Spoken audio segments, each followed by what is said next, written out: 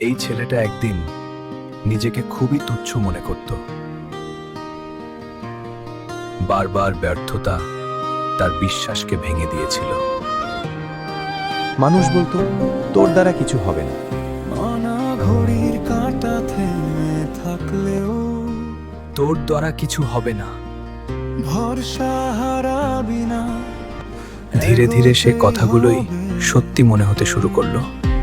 আধার যতই গভীর হোক, আলো আসে ভয়কে ভেঙে যায়। হঠাৎ সে বুঝতে পারল ঘড়ি ভাঙা হলেও দিনে দুবার ঠিক সময় দেখায়। বৃষ্টি পড়ুক রাস্তা জুড়ে, হাল ছেড়ে দিবি না তুমি। আজ তুমি ছোট, কাল তুমি বড়, বিশ্বাস রাখ।